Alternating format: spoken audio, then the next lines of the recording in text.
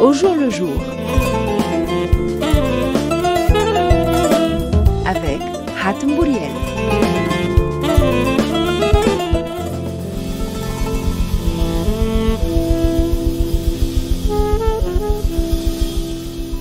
Bonjour à toutes et à tous, j'ai le plaisir de vous retrouver avec la complicité de Nawel Saidi pour ce nouveau numéro d'Au jour le jour. Restez avec nous sur RTCI.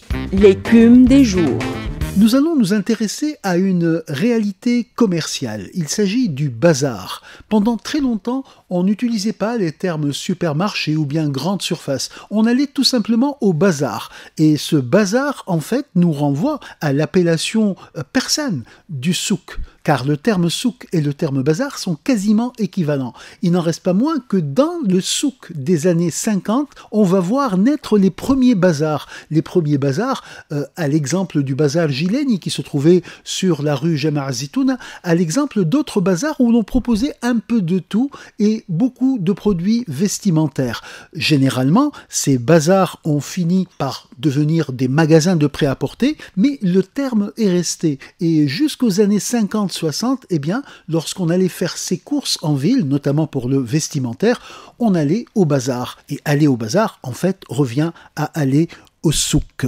Bazar, un terme qui reste encore présent, même si sa surface est de moins en moins importante. Parlons tunisien.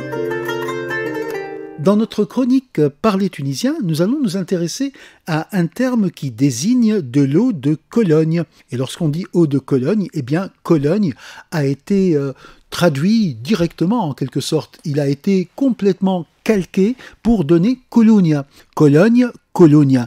Et c'est d'autant plus intéressant que le terme Cologne, qui désigne une ville allemande, provient du latin Colonia. Colonia parce que Cologne était une colonie romaine dans cette partie de l'Allemagne. Et donc ce mot de Colonia que nous utilisons pour désigner un parfum, pour désigner une eau de Cologne, eh bien, il a des origines assez extraordinaires dans la mesure où il se réfère à la fois à une ville allemande et à une colonie romaine. En tout cas, c'est un mot que nous utilisons toujours au quotidien, le mot Colonia pour eau de Cologne.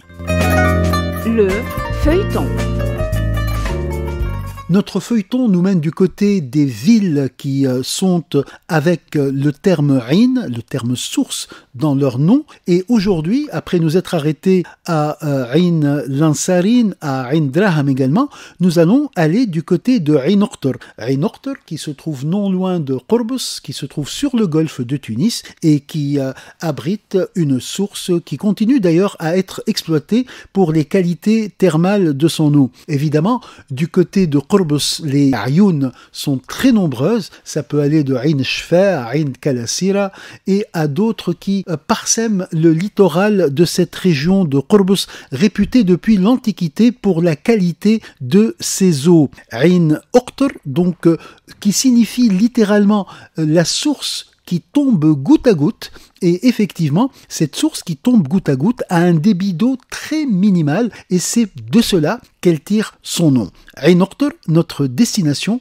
pour le feuilleton cette semaine, avec d'autres lieux dits qui portent le mot Ain dans leur dénomination. À bientôt sur RTCI, en vous invitant à cueillir le jour nouveau qui se présente. Au jour le jour.